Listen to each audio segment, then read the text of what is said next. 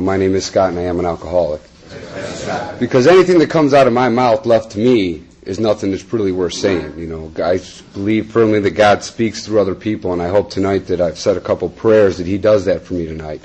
Because, you know, I still have a big problem with my ego today, and selfish and self-centeredness can pop up at any given moment. You know, so I'm going to do my best to do it how the Big Book says. I'm going to tell my story in a general way, what it was like, what I did to get here, and what I do today to stay here.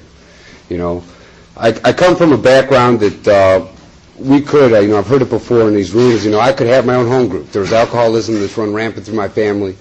I used to think my family was normal. And the reason I thought my family was normal is because that's what I knew. I didn't know any different. And it was till I got to be a little bit older that I realized dysfunction was our family way. You know, I grew up with my grandparents, so they were a little bit older, and I really had the free reign of basically whatever I wanted to do, because my grandmother taught me at an early age that she was going to tell me, you know what, you're going to get it, and I never quite got it.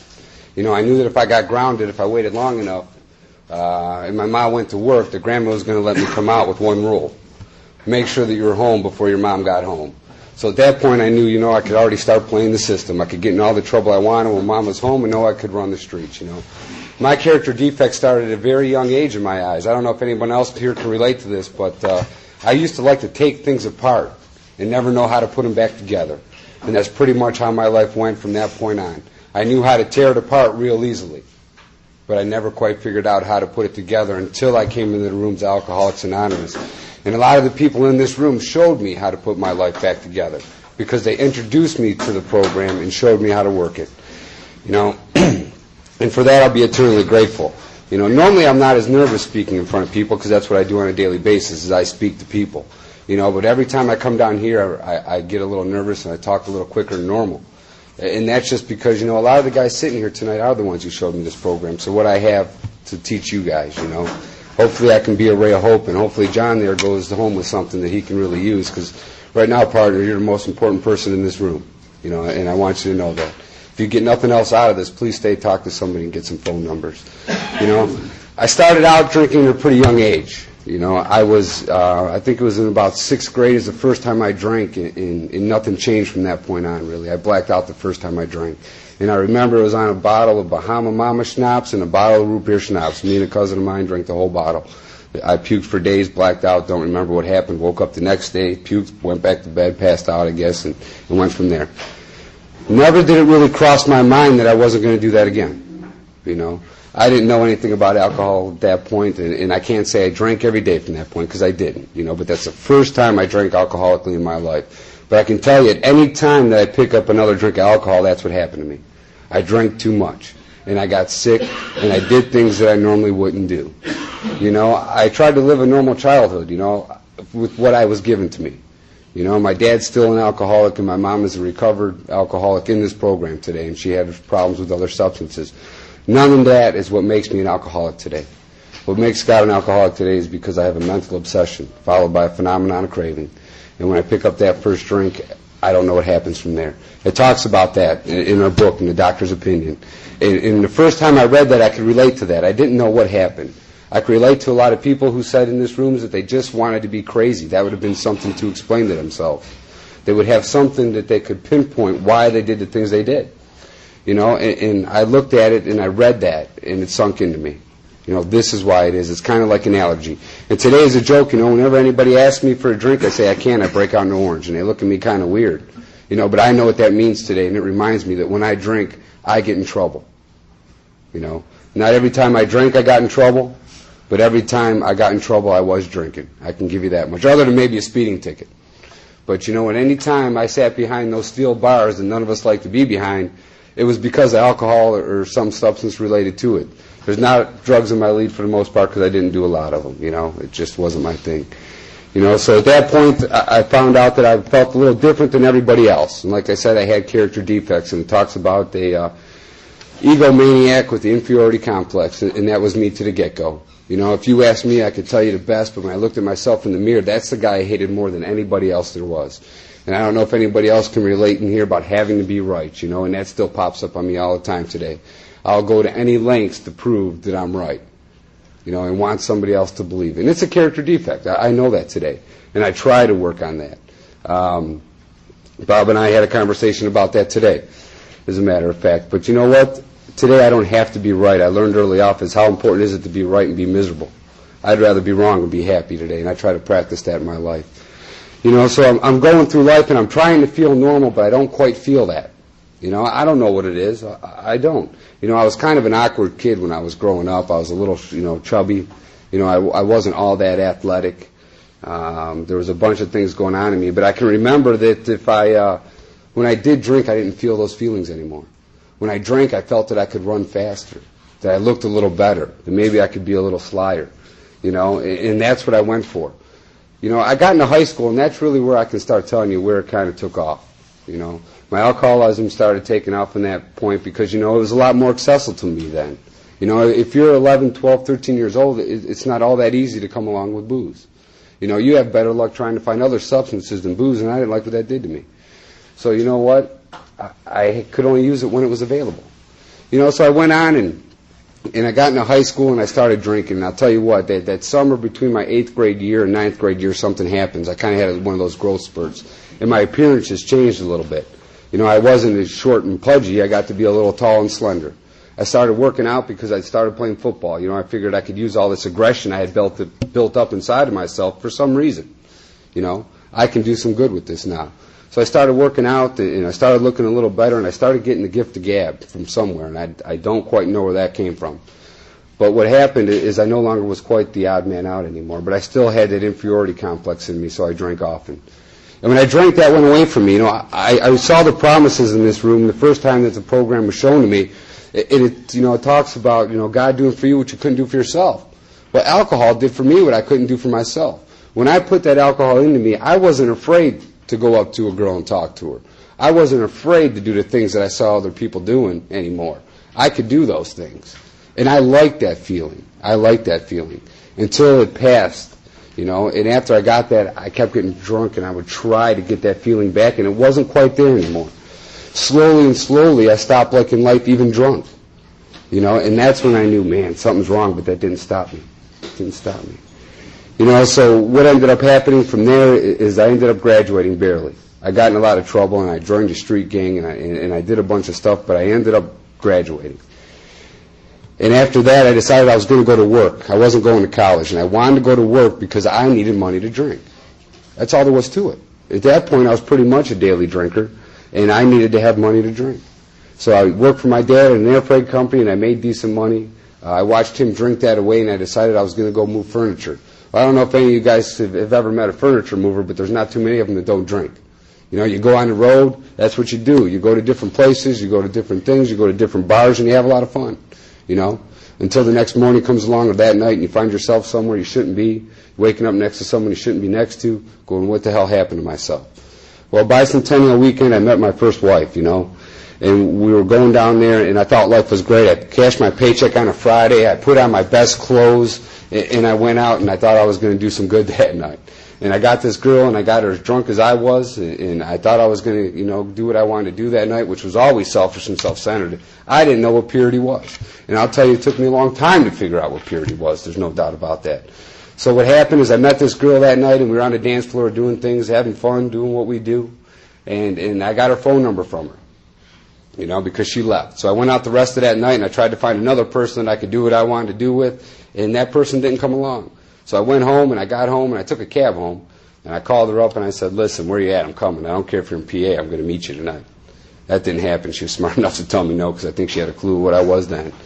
I ended up going to bed that night, and I woke up not really remembering what happened, but I found a phone number. And I called that phone number again, and she wanted to meet me. So we got together, and we started going. We had fun, for the most part. We drank a lot in the beginning of our relationship. She was not a mother to her daughter. She let her mom raise her daughter, and she went out with me, And we did what we did, and we both started progressing. I used to say I took a hostage, but I don't see it as being a hostage, because she knew what I was when she met me, and she was just like me. But ended up, she kind of got pregnant for the second time by me, and that's when I thought I was going to try to be a man for the first time in my life, and I was going to be a father to my son. And I did things along the way that I shouldn't have done. Anybody here can relate to not coming home at night, being married and going to a bar and meeting a woman who you think is better because we always think the grass is greener on the other side of the fence. My life wouldn't be that bad if I had a better woman at home. Life wouldn't be that bad if I had a better job and a pocket full of money. If I had that nice car, life would be pretty good. Well, those are the things I was doing while I was married. I was trying to fill the void in my life with things, with stuff. And I heard it a lead that we heard at the Compass Day, 12-Step Day, and it made sense to me because that's exactly what I did, but never could put my finger on it. And a lot of what I'll say tonight is stuff that came from other people in these rooms. It's really not an original thought other than the part that's my story. It's something that I've taken away from somewhere else. So we're going on, and life's getting a little worse, Scott's drinking a little more, and paying the bill stops becoming important. My appearance stopped becoming important, and we're going on doing our things, Finally, one night, something happened to me, We got drunk that night, and she said a couple things and made a couple actions, and I decided that it was time for me to treat her like a man because that's what I thought she deserved at that point.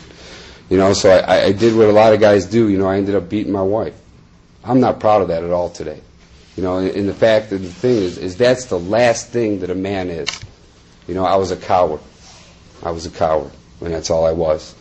So what I did after that is I said, I know I'm in trouble because she left the house and she was going to a mother's house, and I knew what was happening at this point. I knew at this point that the police were going to be at my house and I was going to jail. I took 50 Vicodin and a bottle of vodka and thought it was time for me to just call it quits because I did things I swore I'd never do. And I thought I was going to take the coward way out of this, but that's not quite what happened. The cops did show up that night, and they did take me to jail for domestic violence. No, she didn't press charges, but they said, we're gonna, because of what she looked like. So at that point, what happened is I woke up even the next day, and I didn't remember being there. And I went in front of that judge, and she was there, and her mom walked in next to her, and I went, oh, no, this can't be good. She decided that she was going to let me come back home. And the police department at that point, they showed me the tape of my interrogation that I had no clue about whatsoever. I didn't even remember being videotaped, and that's what they did. So at that point, something happened to me. I came home, and she decided that I was going to get sober. She said, you got two options right now that you can do with yourself, Scott. You can give me the paycheck, which she wasn't used to getting, so I'm like, well, what do you want that for? Or, and go to Alcoholics Anonymous meetings. And at that point, I wanted to do what I was supposed to do because the one thing I swore is that my son was not going to grow up without a father like I did. So I was going to do those things, and I was going to do it for her, and I was going to do it for my son. I was the guy that comes to AA and does everything wrong. I came here for a reason that wasn't for myself. You asked me if I had a sponsor, and I said, yeah, I got a sponsor. It's my higher power. I don't need anybody else. That's all I hear you guys talk about. You told me I needed to go to more meetings, and I said, you're full of it. You don't have my life. You don't have to go to work. You don't have kids. You don't have to do this. You don't have to do that. I do. So I don't have time to go to 4 or 5 meetings a week, So I walked around this room for 11 and a half months dry. You did not want to light a match around me. There's no doubt about it because I was just dry. The only thing I was doing was not drinking. That's all. I wasn't really working the steps.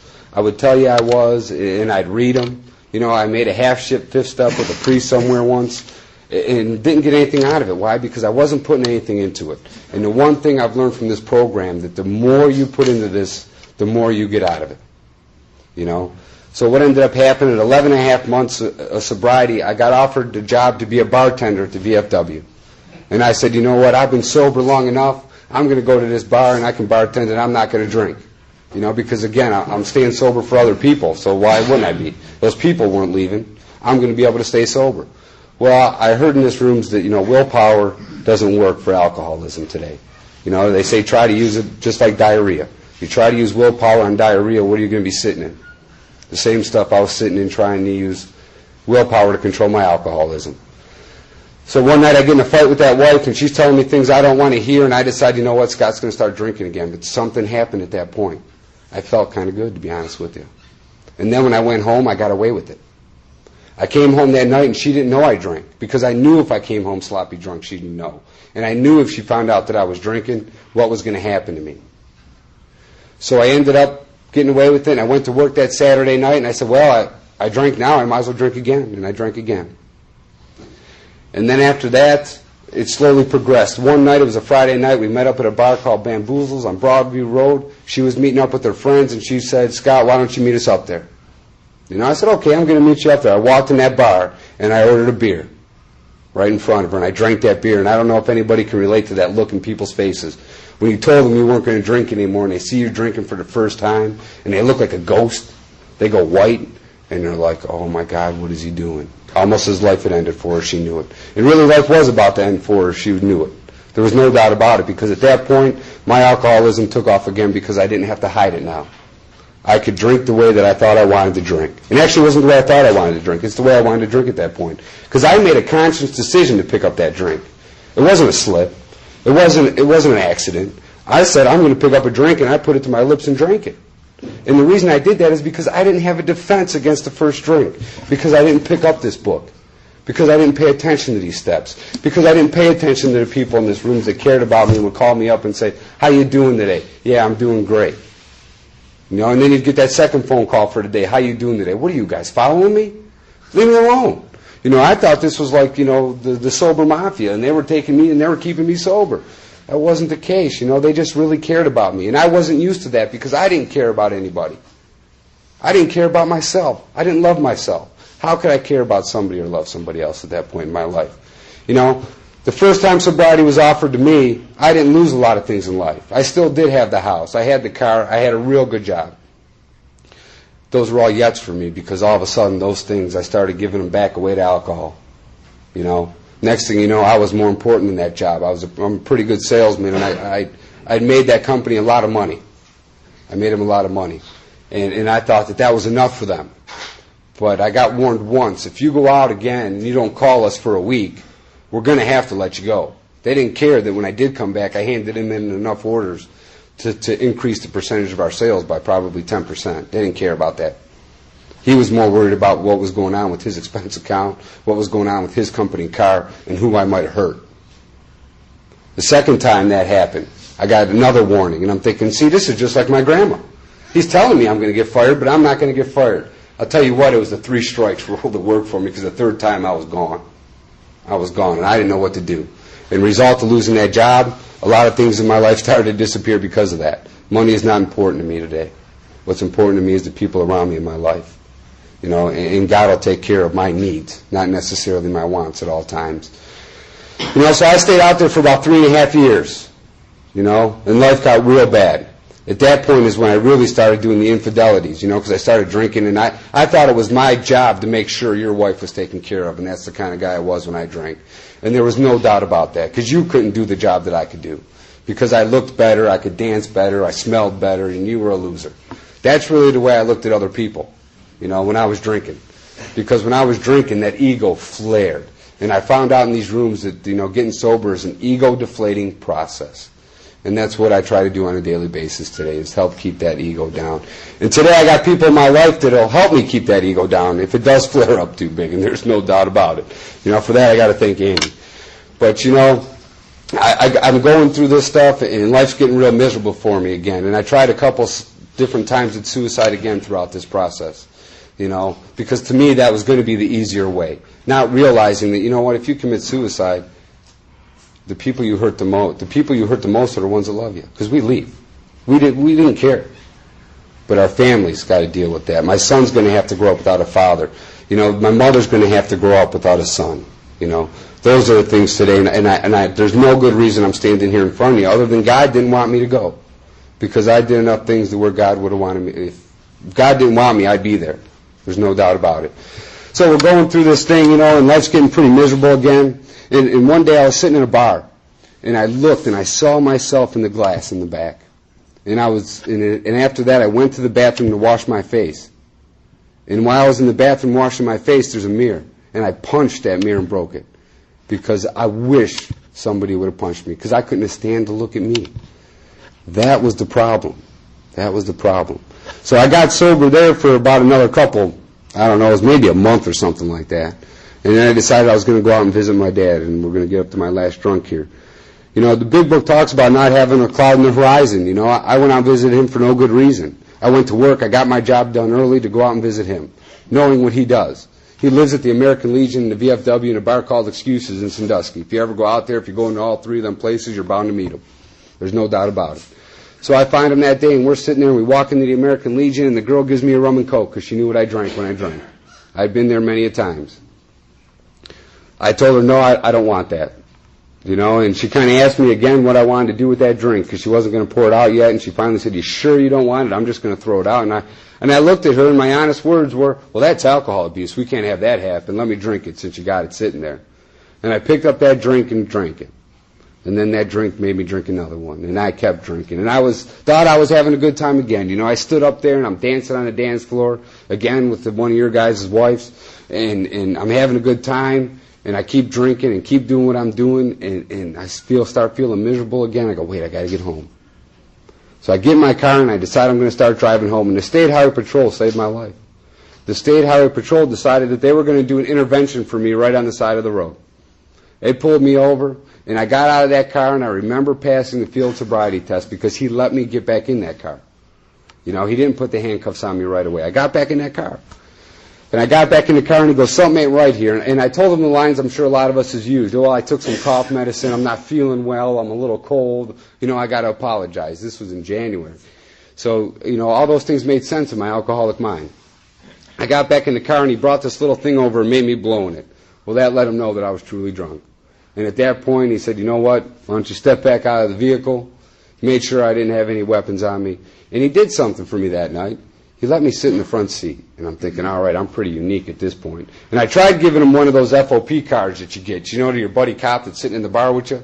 I had one of those FOP cards, and I tried giving it to him. And he gave me that back, but kept my driver's license. He said, this isn't no good. So I put that back in my wallet, and we got in his car, you know, and he let me sit in the front seat.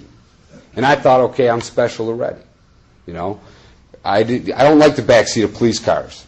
I don't like them at all because there's them hard steel seats and they got them windows up, and when they turn the corners, you got your hands handcuffed and your head kind of hits the wall each way.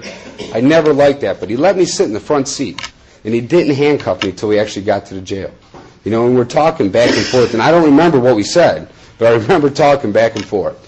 And we get there, and I don't know if any of you guys have ever been to Vermilion Jail, but it's just like Mayberry. You got a couple cops sitting in there, and they did not want me to stay there because if they stay there, if there's somebody in the jail, they got to stay there. If not, they get to leave. So they let me make more than one phone call. And, of course, who's the first person I called? Was my father. You know, I called my dad, and I said, Dad, listen, I'm in trouble. Can you come get me? And his words to me were no, because I'm going to be sitting next to you if I drive out there. I said, okay. So I finally got a hold of my aunt, who lives right off of Baumhart Road. My uncle drove out there to get me. You know, they picked me up, and at that point, I went to Applebee's in Elyria, where my cousin worked. And there's where I finished drinking the night. You know, he gave me a first one, and I asked him for a shot of vodka. He said, Scott, you're not doing no vodka. He goes, I know what happens to you when you drink vodka. Because I tried that before. You know, the big book talks about that also, trying to switch drinks up. You know, it's got to be the vodka. I'm only going to drink beer. You know, I might try a couple bottles of wine. I'm going to drink anything I can to figure out why Scott turns into an ass every time he picks up a drink. Well, I know why today. Today I know. It's because of that phenomenon of craving. And my body does not process alcohol properly. So I finished my drink there, and I go home. Never told my wife, you know, that I got in a DUI. Never. She asked where the car was. I said, well, I got a little too drunk and left it out at Aunt Leona's house. Because they didn't tow my car either. They let her pick up my car on the side of the road. I looked in the pocket that morning, and I woke up. Can you relate to picking in that pocket and looking through those tickets? And remembering what happened and hoping that it was one of those dreams, because I had a lot of dreams when I was drinking. The bad stuff happened and it really didn't happen. I was hoping it was one of those days. But I got in that pocket, and there's 3 of them sitting there, you know. And I had what they call, I guess, an enhanced DUI. I blew like a .289, you know. So there's another ticket involved with that. And of course there was a speeding ticket. And I finally decided that there was going to be time for Scott to end his life again, you know. And I went up to Walmart to buy a gun because I didn't own one. And they wouldn't sell it to me because they took my driver's license right on the side of the road. So from there, I didn't know what to do. I stood at a turning point, just like the big book says. I couldn't live with alcohol, I couldn't live without, and I didn't know what to do. So I did what I thought I should do. You know, and it's probably, I guess I've heard it called a moment of clarity. I called somebody I knew in Alcoholics Anonymous, and I went to a meeting. And at this point, I started doing AA for myself because I knew that wife was gone now. There was no doubt about it in my mind at that time that she was gone. There was no reason for her to put up with me. You know, I had nothing to offer. I had nothing to offer but turmoil, trouble, and agony. You know, so it came down to it. I went to a meeting, and I went to a meeting the next day, And I went to a meeting the next day, and I went to a meeting the next day.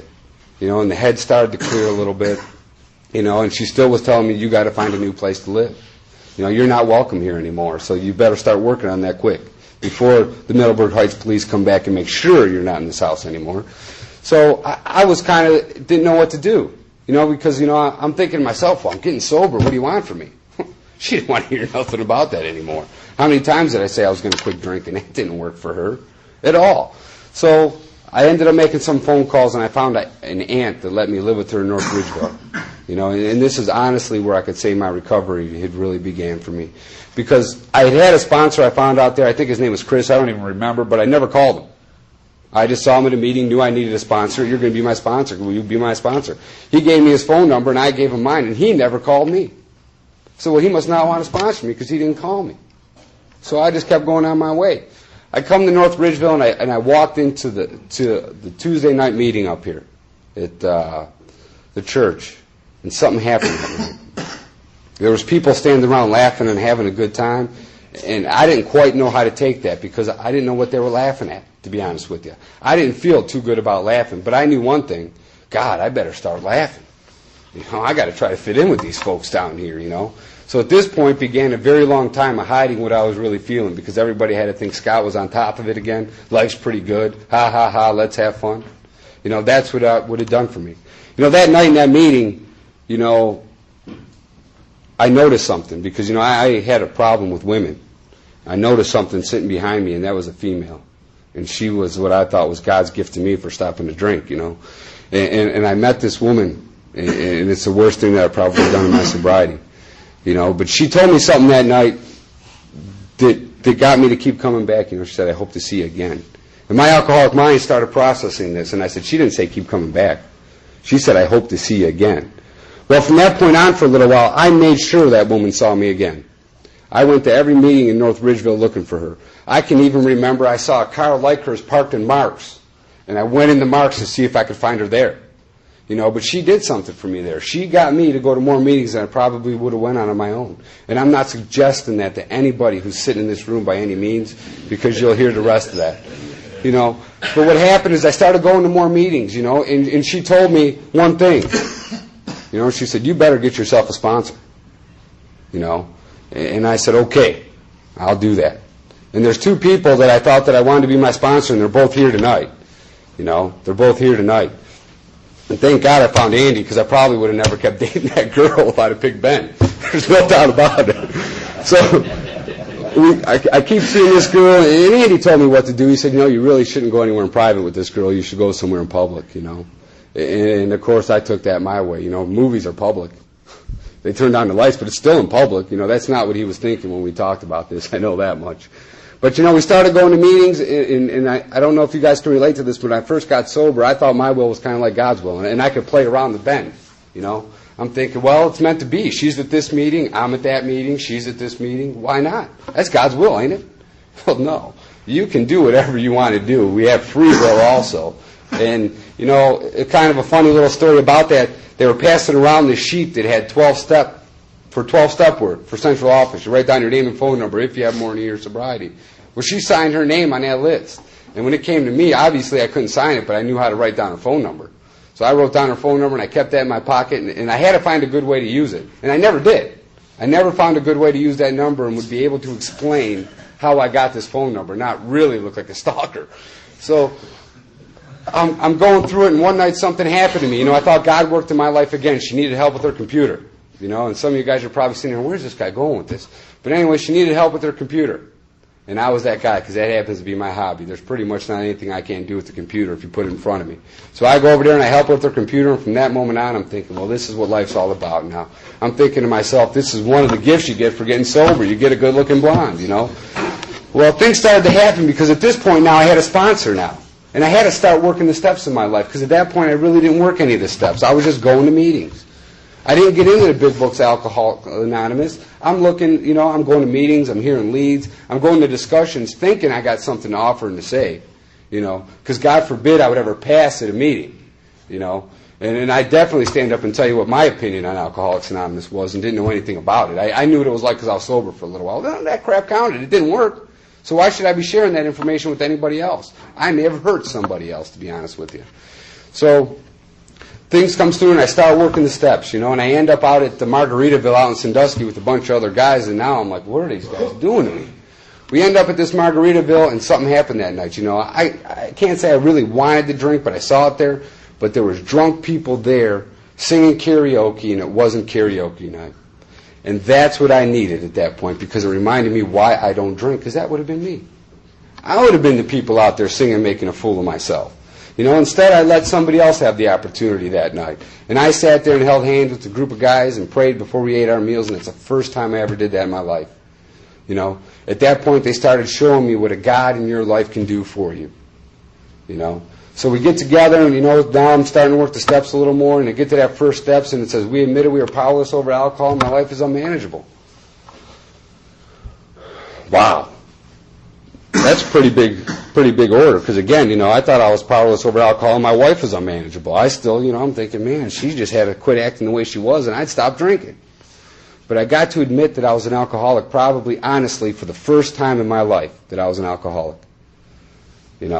And things started to change from there. The unmanageability in my life, I'm sitting here sleeping in my aunt's spare bedroom on the floor on a mattress. That's what I had. I had a Jeep, too, that I hadn't made a payment for in quite a while, actually.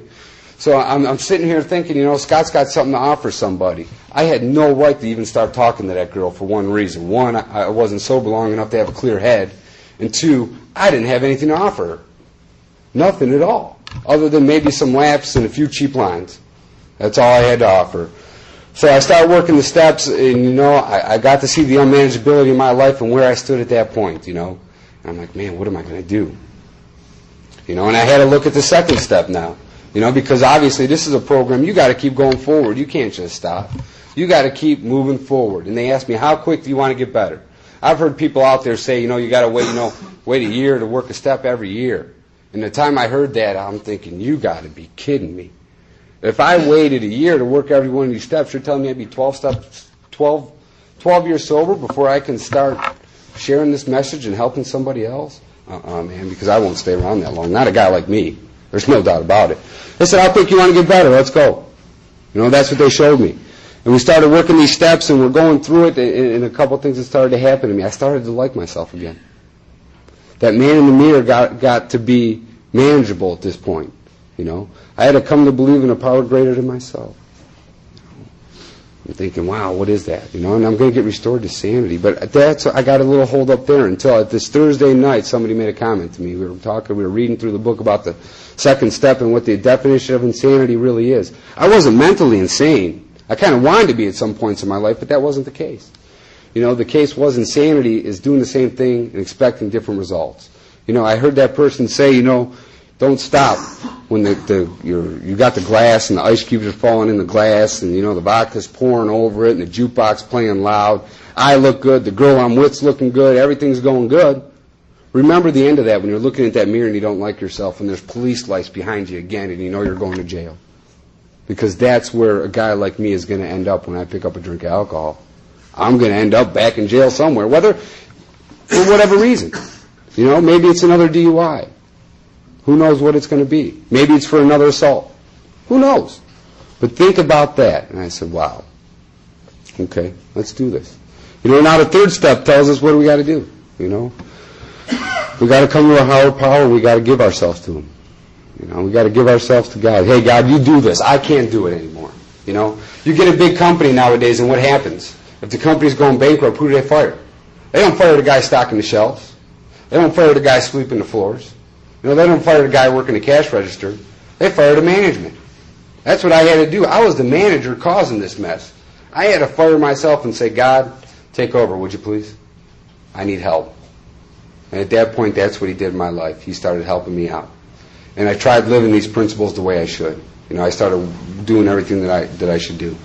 Coming down to it, I took a moral inventory of myself. I took a searching and fearless moral inventory of myself.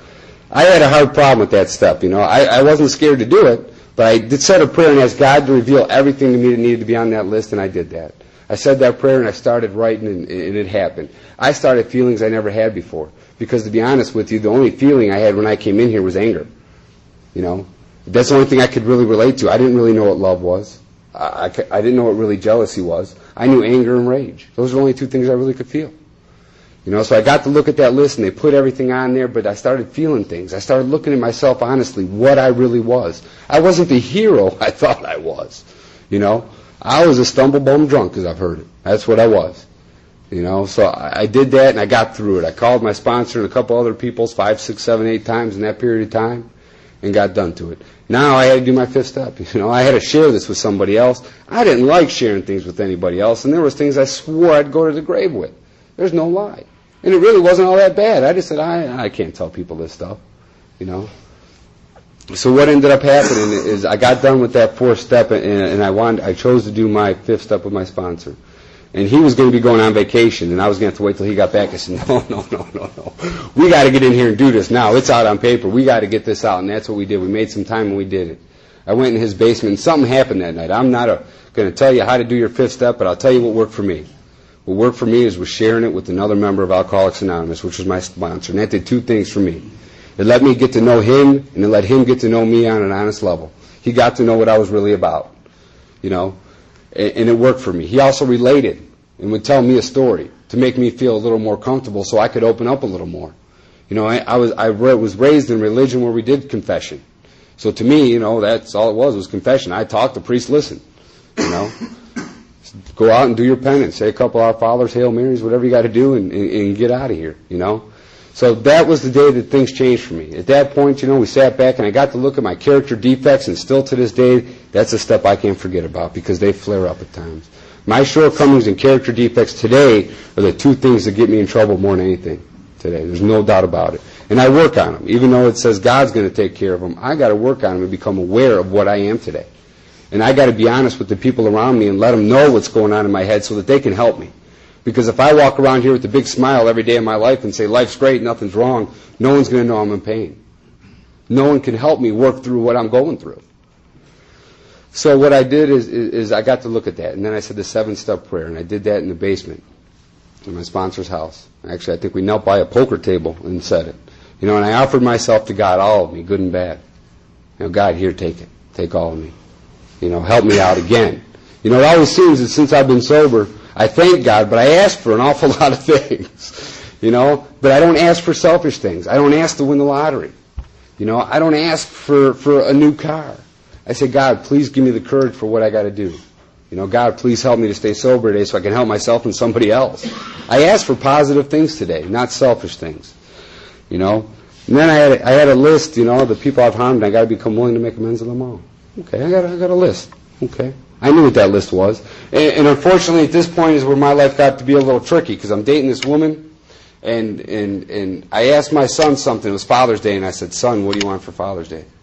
If you can have anything you want, what would it be?" He said, "I want you to come home with me and Mom again." Now, what do you do? What do you do? I knew I was in love with another woman. There's no doubt about it. I knew that the other woman, she wasn't all it cracked up to be anyway. She really didn't like me anymore was the bottom line, underlying thing. But I heard a couple comments from people, and I did that, and I had to break up with that woman. You know what? And she almost got drunk over it. And, I could have gotten drunk over it. So that's why you should not date anybody in this program, because of the harm that you can do to them, not necessarily yourself. At this point, I go home and I try to make things work with my wife because I think that's my way of making amends to my son. I thought that was the way.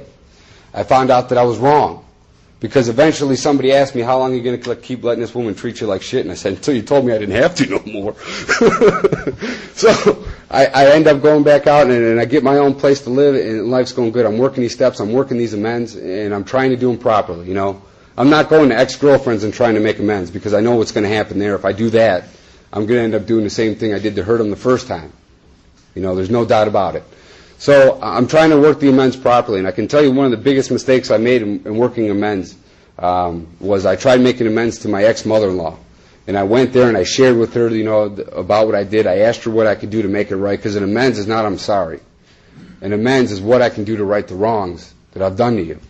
And she kind of let me know what it was, and that was to be a good father to her grandson. And she told me some other stuff that had been going on in his life that I didn't know about. And what was the first thing this alcoholic did when he got in the car after that? Is I called up my ex and decided to let her know what I thought about those things.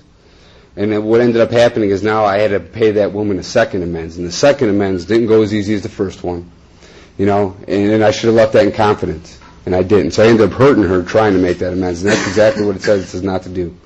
It says make direct amends to anyone you need to make them to, except for it's going to hurt you or them or others, And I wanted to make sure that I didn't do that again, so I was careful on how I did it. Well, at this point, the promises really did start coming true in my life. I started to like myself again. It wasn't a fake pink cloud. I felt pretty good. God started giving me some things in my life for I guess, doing His will. I don't know why it happened. I feel privileged that they happened. But needless to say, I got my own apartment, and that woman and I started dating again. And the other steps started working in my life. The 10th step tells us that we got to continue to take a personal inventory. When we're wrong, promptly admit it. Promptly doesn't mean next week. It means take that inventory, and when we're wrong, do what we got to do to make it right. And I've done that. I've done that. My favorite step at this point in my life is the 10th and the 11th step, to be honest with you, because, I got to keep improving my spiritual life, whatever I got to do that.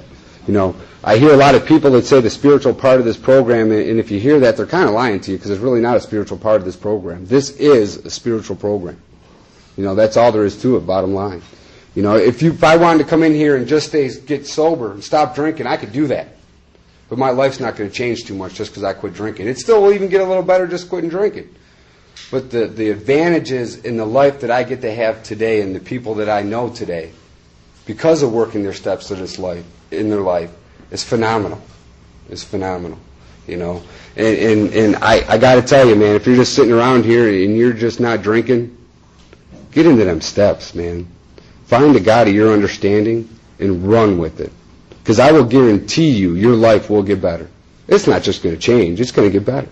If you work these steps to the best of your ability in your life, man, you got it going on. That's all there is to it. You're going to start knowing a new freedom and a happiness. You're going to know peace. You're going to get to look at yourself in that mirror again. And the 12th step tells us what? We got to share this message. Having had a spiritual awakening is a result of these steps. If you work the steps, you're going to have a spiritual awakening. And after that, you got to help somebody else try to do the 12 steps of Alcoholics Anonymous. What I do today to stay sober is pretty much the same thing I did when I first came in here. I go to as many meetings as I possibly honestly can. Never less than 3 a week. I'll sponsor anyone that asks. I do anything that anybody asks me in these rooms for Alcoholics Anonymous, no matter what it is. In our big book study we were talking about character defects, and it was talking about people's willingness. What are you willing to do to get sober? You got to be willing to go to any lengths. Any lengths. And that's what comes into my head, especially this time of year. I got to remember that I got to go to any lengths to keep what I got. I can't say no to AA. I got to suit up and show up. I want to be in the middle of this program. I want to make sure that I'm still calling my sponsor on a daily basis, sometimes 3 times a day. You never know what it might be. I want to make sure that if I haven't talked to a guy I'm sponsoring in a while, that I'll pick up the phone and call him. Hey, how you doing? What's going on? Why haven't I heard from you? That's what I try to do today. I say my prayers in the morning, I say my prayers at night, I say my prayers during the day. That's just, if I need to, it's there anytime. That's the only thing I know is with me at all times of the day is prayer. My cell phone might not work. I might not be able to get a hold of somebody. I may be into a place where I can't use a cell phone. I may be sitting in front of a guy I can't stand. But I got to remember that, I can always talk to God from anywhere I'm at. And with His help so far, since I've asked Him, I haven't had to pick up a drink. My left today, that little blonde that I met in that room, that meeting, who I put through a lot of crap, she became my wife in September. I got to do the honest and the right thing, and I'll tell you what, it's been amazing. It's been amazing. I got to marry my best friend. She understands me. She knows what I'm about today. And my son, another great part of this program is I now have full custody of my son. And I'll tell you what, that never would have happened if I was drinking. Because they decided that, I lived a better lifestyle than my ex. I've tried doing what I could for that woman to make amends to her and offering her many different ways of help, and if she doesn't want to take it, that's not my fault. I offered it. I offered it. And beyond that, I don't know, the one thing I like to do here, and I learned this from a guy named Chris R. You know, I learned it from him. And he's a kind of no-nonsense kind of guy, which I like in this program. Tells you how it is. You know, he asked, how many people in this room here today, showed me by raising your hands, how many people in here ever drank when life was going good? I know I did. How many people in here drank when life was going pretty bad? How many drank when they had a lot of money? How many people managed to get drunk with no money? How many people were able to drink when they had a pretty girlfriend? I don't know. How many people drink when they're all alone? So what does that tell us? It's not those things in our life that's the problem. We're the problem. You know, we got to take a look at ourselves and realize that none of those things matter. It's not, we're not drinking because life's bad. We're not drinking because life's good. We're drinking because we're alcoholic, and we need the 12 steps Alcoholics Anonymous in our life, and we need to find that spiritual power greater than ourselves in order to get us from there. And it does tell us in the book that, there are 100 people who have recovered from alcoholism by working the 12 steps, but you can never stop working them. There's never anywhere. There's not a part in here, a chapter that says stop. It says in action. Yeah, I love to talk, Bob. If you haven't noticed, that's what I like to do. This is the last. This is actually what I'm going to close with. I hope to God, if you didn't get anything else, it's please remain willing. Go to a meeting and be honest with somebody. That's what it is. Page 164 in our big book tells us a couple things. It says our book is meant to be suggestive only. We realize we know only a little. God will constantly disclose more to you and to us. Ask Him in your morning meditation, which you can do each day for the man who is still sick, and the answers will come if your own house is in order. But obviously you cannot transmit something you haven't got. See to it that your relationship with Him is right, and great events will come to pass for you and countless others. This is the great fact for us. Abandon yourself to God as you understand God. Admit your faults to Him and to your fellows.